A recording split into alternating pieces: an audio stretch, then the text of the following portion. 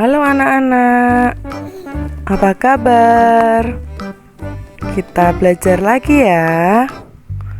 Hari ini kita mau belajar tema 8, peristiwa alam.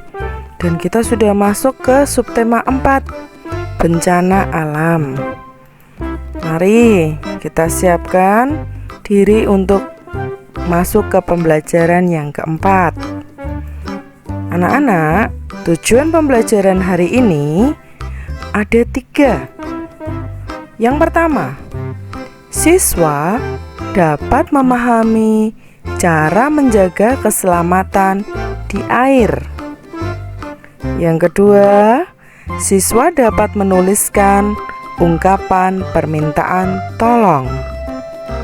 Tujuan yang ketiga, siswa dapat memahami cara membuat kerajinan dari tanah liat. Baik, kita siapkan ya. Kita mulai untuk belajar. Nah, anak-anak, apa yang akan kita pelajari yang pertama kali? Kita akan belajar tentang aktivitas air. Cocok ya dengan gambarnya? Di situ ada gambar gelembung-gelembung air. Kita akan mempelajari aktivitas air. Anak-anak,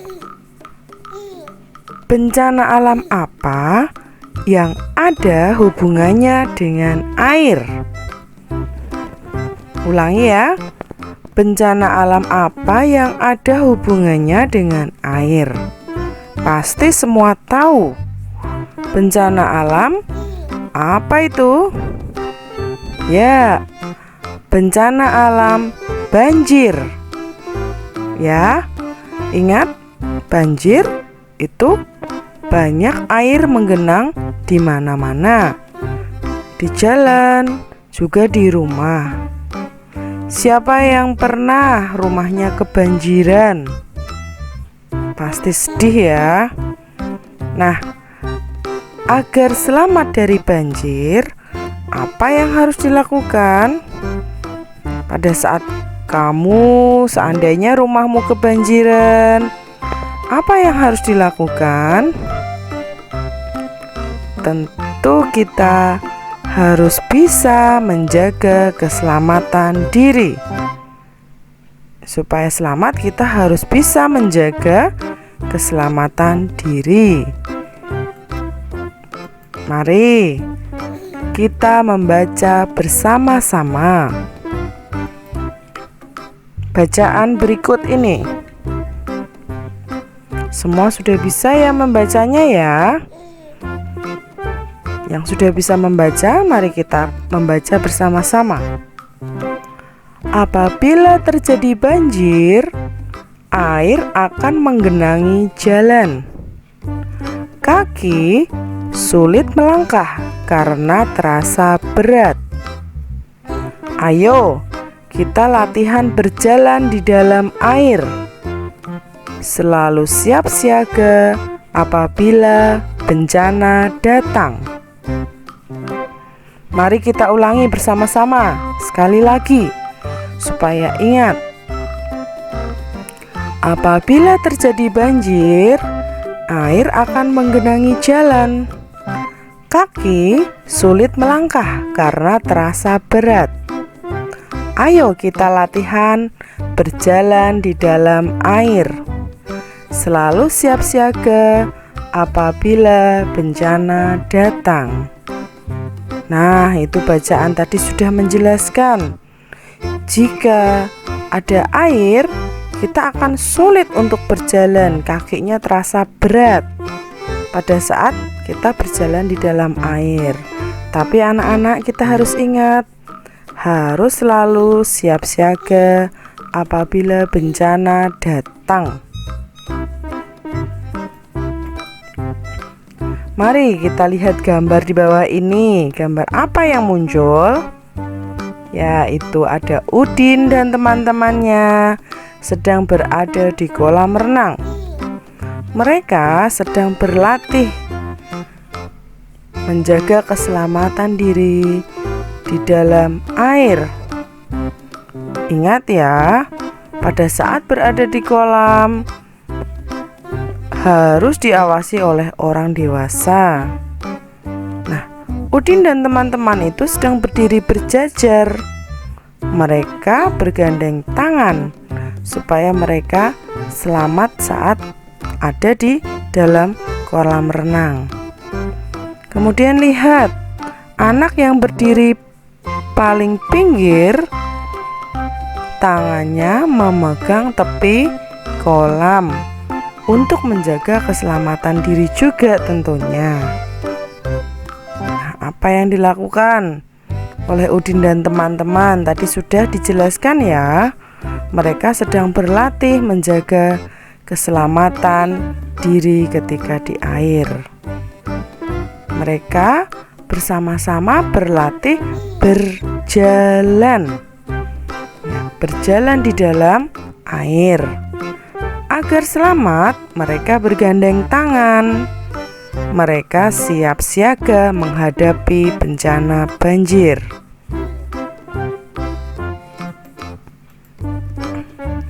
Anak-anak, mari kita perhatikan percakapan berikut.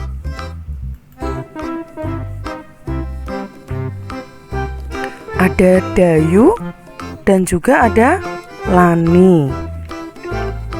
Mereka sedang bercakap-cakap.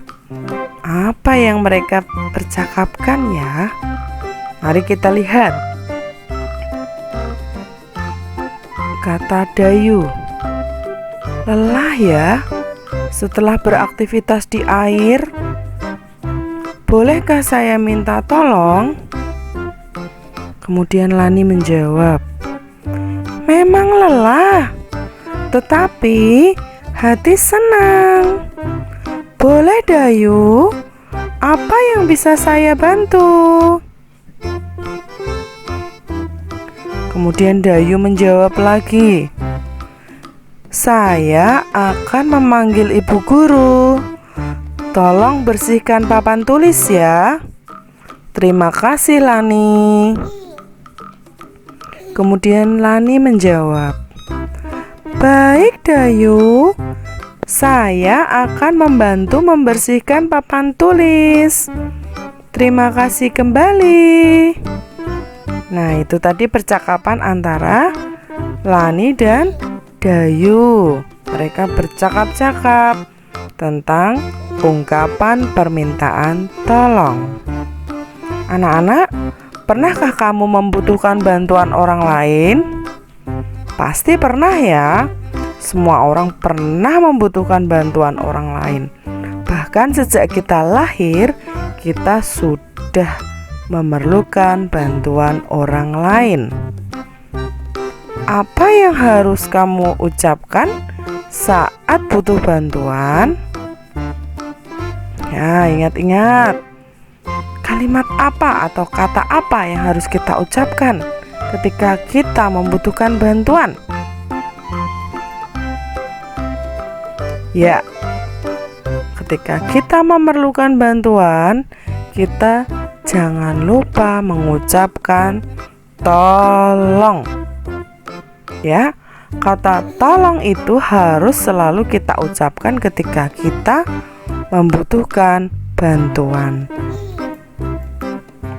Nah, anak-anak, mari kita berlatih membuat ungkapan permintaan tolong. Yang pertama, mari kita membuat ungkapan permintaan tolong memakai kata payung.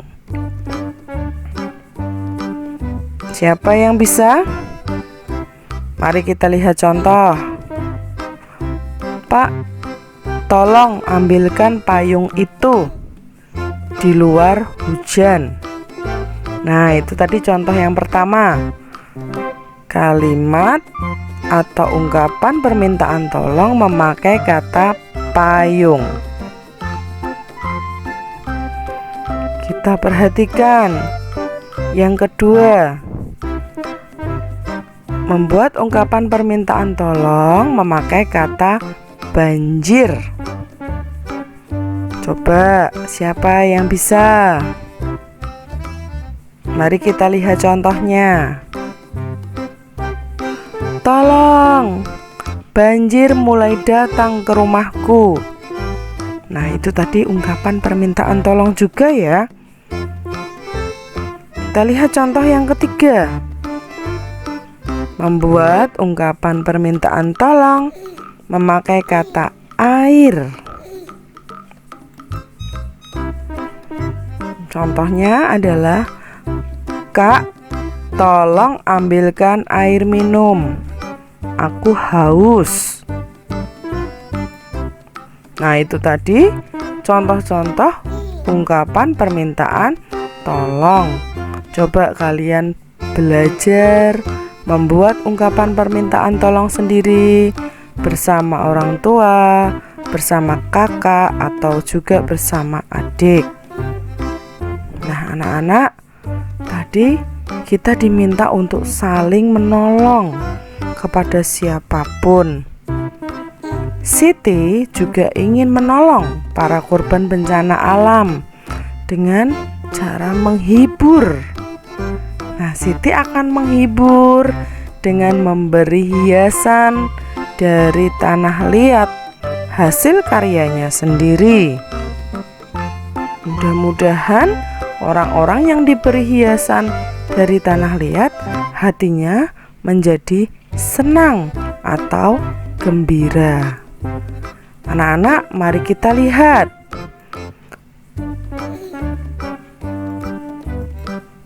Berikut contoh benda-benda yang dibuat dari tanah liat. Ya, kita lihat itu. Ada mangkok, daun, kupu-kupu, dan kura-kura. Semuanya dibuat atau dibentuk dari tanah liat. Bagus ya. Kalian pasti juga bisa membuatnya. Gambar yang berikut, apa ini? Ya, siapa yang pernah melihat cara membuat guci? Anak-anak tahu tidak kalau guci itu asalnya dari tanah liat yang dibentuk sedemikian rupa, dihias, dan akhirnya menjadi sebuah guci yang sangat cantik. Nah, anak-anak, membuat guci itu tidak mudah loh. Biasanya yang membuat itu adalah orang-orang dewasa karena sulit cara membuatnya. Mudah-mudahan nanti kalau kalian sudah terlatih, kalian bisa juga membuat guci. Kita lihat yang berikutnya. Apa itu ya? Wah, terlihat enak sekali. Tapi kita lihat bendanya. Itu adalah teko dan cangkir untuk menyajikan teh poci atau teh hangat. Nah, teko dan cangkir tersebut terbuat dari tanah liat. Bahan dasarnya dari tanah liat, kemudian dibentuk juga menjadi teko. Bisa juga tanah liat itu dibentuk menjadi cangkir. Anak-anak perhatikan, semua benda-benda di samping itu terbuat dari tanah liat ya, yang ada pada gambar. Kita lihat, tanah liat dipakai untuk membuat aneka bentuk karena sifatnya lembut dan lunak, jadi mudah dibentuk. Yang berikutnya, agar mudah dibentuk, tanah liat ditekan-tekan hingga lembut. Ya, jadi tanah liatnya ditekan-tekan dulu. Setelah lembut, benar-benar lembut, tanah liat itu dibentuk. Setelah dibentuk, benda tersebut harus dikeringkan dengan cara dijemur di bawah sinar matahari atau dibakar. Nah, anak-anak bisa ya membuatnya. Jika kalian kesulitan mencari tanah liat, kalian bisa mengganti tanah liat tersebut dengan benda yang sifatnya sama. Apakah benda itu? Siapa yang tahu plastisin? Nah, sifat plastisin itu hampir sama dengan tanah liat. Plastisin sifatnya lembut dan lunak sehingga mudah dibentuk. Jika di rumah kalian ingin mencoba membuat bentuk-bentuk atau hiasan dari tanah liat, kalian bisa menggunakan plastisin. Dibuat berbagai macam bentuk yang indah dan lucu. Nah, anak-anak, kita sudah mau memasuki tahap akhir dari pembelajaran hari ini. Sebelum selesai, mari kita membuat kesimpulan pembelajaran hari ini. Ya, kesimpulan yang pertama, saat melakukan aktivitas air, kita perlu memperhatikan keselamatan diri. Kesimpulan yang kedua, jika memerlukan bantuan, harus mengucapkan kata tolong. Ingat ya, jika memerlukan bantuan, harus mengucapkan kata tolong. Kesimpulan yang ketiga, tanah liat dapat dibentuk berbagai macam benda. Tanah liat dapat dibuat berbagai bentuk benda. Nah, anak-anak, itu tadi kesimpulan pembelajaran hari ini. Semoga pembelajaran hari ini menyenangkan dan kalian bisa memahaminya. Demikian pembelajaran kita hari ini. Sampai bertemu kembali di pembelajaran berikutnya. Sampai jumpa.